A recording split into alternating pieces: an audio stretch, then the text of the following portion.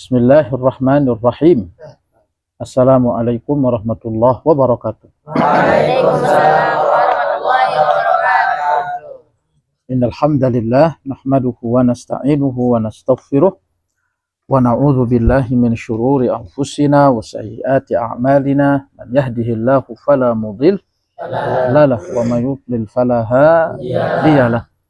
Asyhadu an la ilaha illallah wahdahu la syarika lah wa asyhadu anna Muhammadan abduhu wa rasuluh la nabiyya wa la rasula ba'dah. Ya ayyuhallazina amanu taqullaha haqqa tuqatih wa la tamutunna illa wa antum muslimun. Fa inna asdaqal haditsi kitabullah wa khairal hadi hadi Muhammadin sallallahu alaihi wasallam. Wa syarrul umuri muhdatsatuha wa kullu muhdatsatin bid'ah wa kullu bid'atin dhalalah wa kullu dhalalatin finnar. Anak-anak saya, sebentar lagi atau sudah kayaknya ya, kita masuk bulan Dzulhijjah. Benar nggak? Ini kita tanggal berapa berarti? Hari ini tanggal 1. 10 hari pertama bulan Dzulhijjah itu hari-hari yang sangat dicintai oleh Allah. Pernah dengar hadisnya? Pernah. Ma min ayyamin al-amalu fihin. Tidak ada hari-hari yang beramal di dalamnya. Al-amalu salihu fihin. Beramal soleh di dalam hari-hari itu. Ahabba ilallah. Yang paling dicintai oleh siapa? Allah. Oleh Allah. Min hadhil ayyamil ashr, kata Nabi. Melebihi dari 10 hari ini. 10 hari pertama bulan Dzulhijjah. Bahkan sebagian ulama mengatakan 10 hari pertama ini ada yang mengatakan lebih afdal dari 10 malam terakhir bulan Ramadan. Kalau bulan Ramadan itu malam yang istimewa, tapi kalau Dzulhijjah yang istimewa itu apa? Siang atau harinya. Mungkin yang kemarin di bulan Ramadan tidak optimal, nah sekarang bisa itu kalian belajar untuk bisa optimal 10 hari pertama. Isi dia dengan ibadah-ibadah dan kalian santri itu sudah terkumpul di atas banyak sekali ibadah-ibadah besar, ngafal Quran. Kemudian apa lagi? Sholat sunnah, tahajud, puasa. Hari ini puasa? Udah masuk ini. Udah masuk 10 hari pertama bulan Dzulhijjah. Maka anak-anak saya jangan pernah menyesal jadi apa? Jadi santri. Karena ini kesempatan terbesar kalian yang barangkali dengan keberadaan kalian di pesantren itu yang hanya berapa tahun, bisa jadi itu yang menyebabkan kalian nanti menjadi pembebas kalian dari apa? Neraka. Kan kita nggak tahu masalahnya. Kalian nanti selesai dari pesantren, sekolahnya sekolah biasa, akhirnya kembali ke dunia gelapnya, kan kita nggak tahu. Ya tapi tetap semoga kalian selalu dibimbing oleh Allah. Jadi anak yang soleh, selalu ingat dengan Quran. Ya tapi taruhlah, artinya pernah nyantri sekian bulan, sekian tahun, barangkali itu menjadi penyebab terbesar kalian atau kita untuk masuk apa? Masuk surga. Anak-anak saya, maka di 10 hari terakhir ini, di antara ibadah-ibadah harus diperbanyak itu, di antaranya apa? Puasa, kemudian kebaikan-kebaikan yang lain. Dan juga berikut apa? Takbir. Iya, 10 hari pertama mulai dari sekarang. Kalau bisa di kamar, pas bau ngambil nasi, daripada bengong, daripada apa memikirkan yang lain, lebih baik apa? Lebih baik takbir. Dan diantaranya ada haji, ada umrah. Nah, kalau kita yang nggak haji umrah, nanti puncaknya itu di tanggal berapa? 9. Tanggal 9. Itu hari apa? Arafah. Dan di situ ada puasa Arafah. Siapa yang puasa di tanggal 9 itu, ahtasibu Allah. Maka kata baginda, aku berharap yang memperoleh pahala dari Allah itu berapa? 1 tahun diampuni sebelumnya dan 1 tahun diampuni setelahnya. Diampuni dari apa? Dosa. Besar sama kecil. Siapa yang puasa sehari? Apalagi kalau dia bisa ngumpulin itu 10 hari berbanyak puasa. Tapi ya namanya kita santri, karena harus ngafal, banyak, harus ada energi. Paling tidak tanggal 9. Tanggal 9 nanti itu puasa, karena akan diampuni dosa 1 tahun yang telah lewat dan 1 tahun yang akan datang. Keren nggak? Dan nanti puncaknya adalah ibadah apa? Ibadah apa? Tanggal 10. Ibadah kurban. Kalau kita yang tidak apa, haji. Kurban itu menyembelih. Ada yang kira-kira berkurban? Nitip mungkin di orang tua? Insya Allah. Iya. Dan kurban itu ibadah yang paling apa? Ibadah yang paling besar, paling puncak di hari raya Idul Adha. Kenapa? Mungkin nanti kalian dengar hadis ini jadi motivasi ke depan. Apa kata baginda? Dhahu wahtasibu. Berkurbanlah dan panenlah apa? Pahala. Kenapa? Karena kurban itu nanti innahu lata'ti yaumal qiyamah. Karena nanti kurban itu akan datang dari kiamat. Biquruniha, dengan tanduk-tanduknya. Bi aslafiha, dengan kuku-kukunya. Wa ash'ariha, dengan bulu-bulunya. Dia akan datang dengan apa? Bulu-bulunya. Wa inna dama, dan darah itu, kata Rasulullah SAW, darah itu, wa inna dama la yaqa'u minallahi bimakanin qabla an yaqa'a minal ardh. Tetes darah pertama itu sebelum jatuh ke tanah, itu pahalanya sudah disempurnakan oleh siapa? Allah. Maka ada yang mengatakan bahwa darah itu meskipun jatuh ke tanah, tetapi hakikatnya jatuh di hadapan siapa? Allah Subhanahu. Makanya kurban itu apa? Besar dia pahalanya. Siditna Fatimah pernah dipanggil sama Rasulullah, ya Fatimah, qumi. Wahai Fatimah, kamu berdiri. Ya Rasulullah, kenapa? Kamu berdiri menuju ke kurbanmu. Kenapa ya Rasulullah? Lihat, kurbanmu apa? Disembelih. Untuk aku apa ya Rasulullah? Fa inna laki bi kulli qatratin min qatrati damiha. Bagi kamu itu setiap tetes dari darah itu an yughfara laki ma taqaddama min dzunubiki. Allah akan ampuni dosa-dosamu yang telah apa? Lewat. Setiap tetesan apa? Darah. Anak-anak saya, karena mungkin kalian belum berkurban atau mungkin ada orang tua kalian berkurban. Nah, sekarang bagaimana kita memaknai kurban itu kita sebagai apa? Santri. Bahwa berkurban itu bukan tentang soal sampainya darah di hadapan siapa? Allah. Bukan tentang sampainya daging di hadapan siapa? Allah. Tetapi tentang apa? Kejujuran. Maka hari ini saya ingin ajarkan ke kalian satu maqam tinggi, yaitu apa?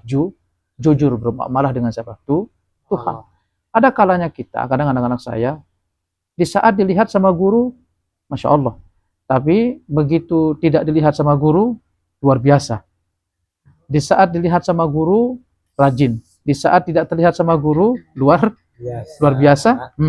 Kadang-kadang berbeda saat dilihat dan tidak di. Nah, ini orang-orang tidak jujur bermuamalah dengan siapa? Allah Subhanahu.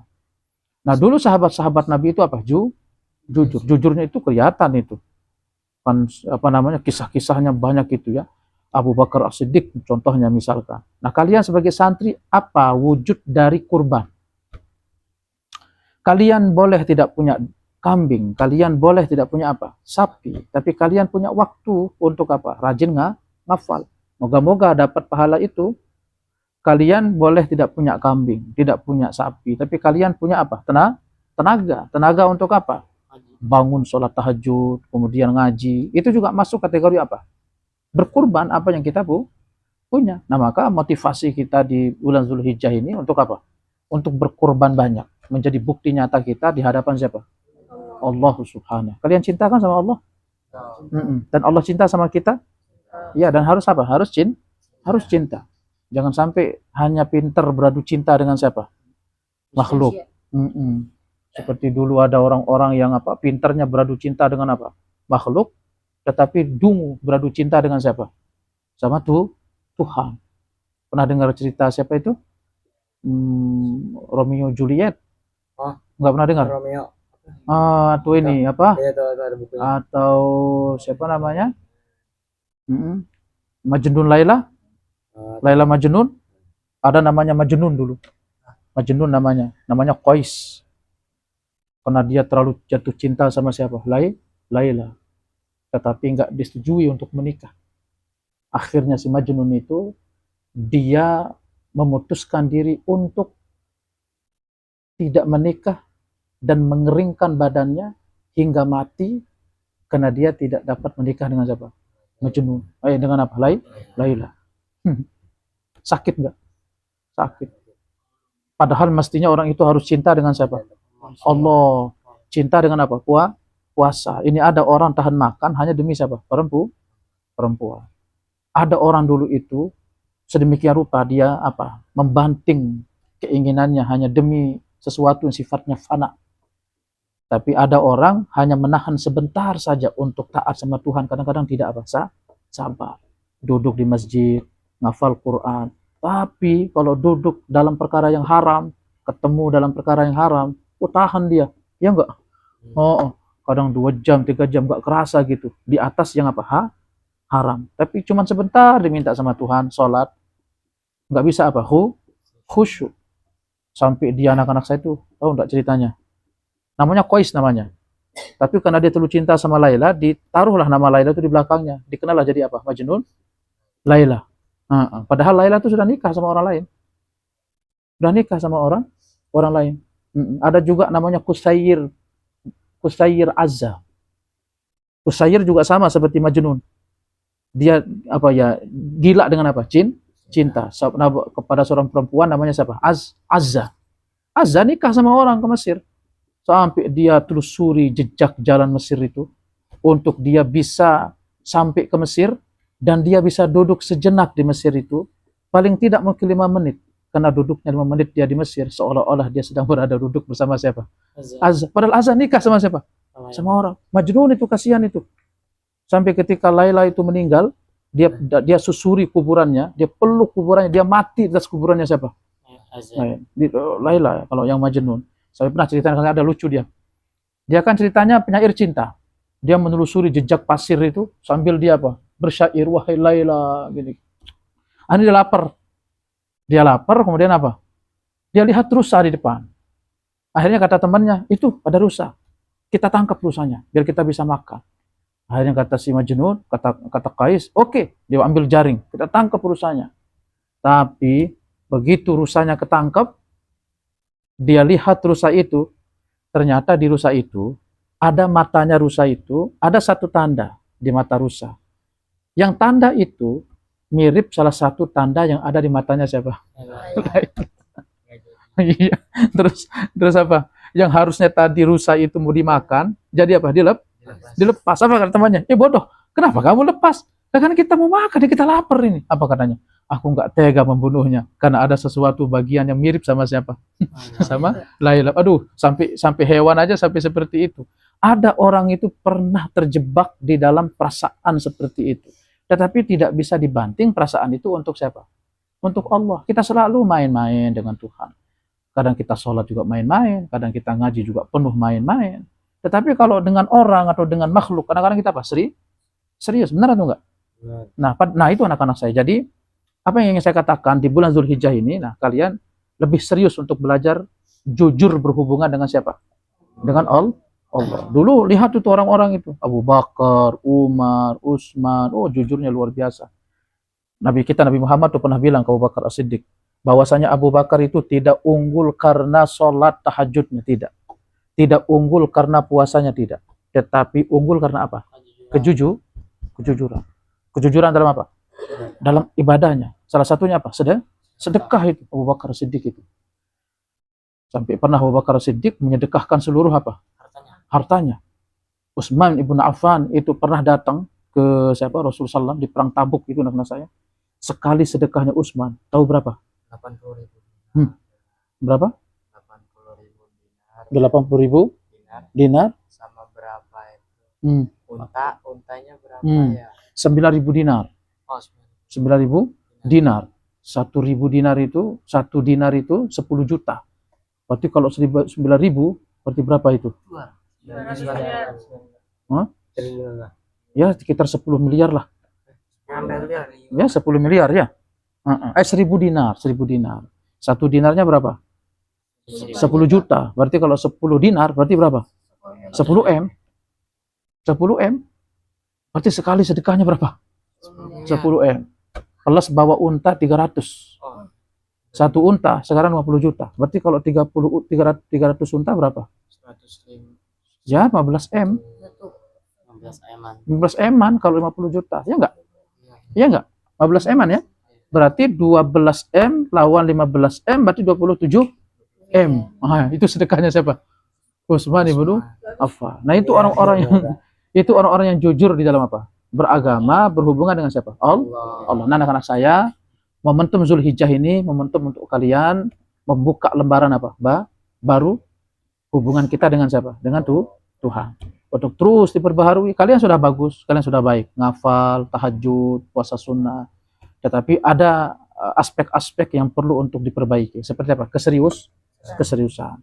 Ketika berada di depan Al-Quran, adabnya bagaimana? Ketika lagi pegang Quran, adabnya bagaimana?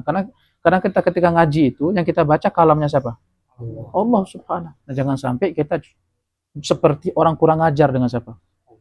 Ada dulu ceritanya, orang berdiri selama 50 tahun tidak pernah duduk. Berdiri selama berapa? 50 tahun tidak pernah duduk. Ditanya, kenapa kamu gitu? Jadi setiap diajaran selalu beruduk dan tidak berani untuk duduk. Karena kalau duduk dia akan selonjoran. Karena kakinya apa?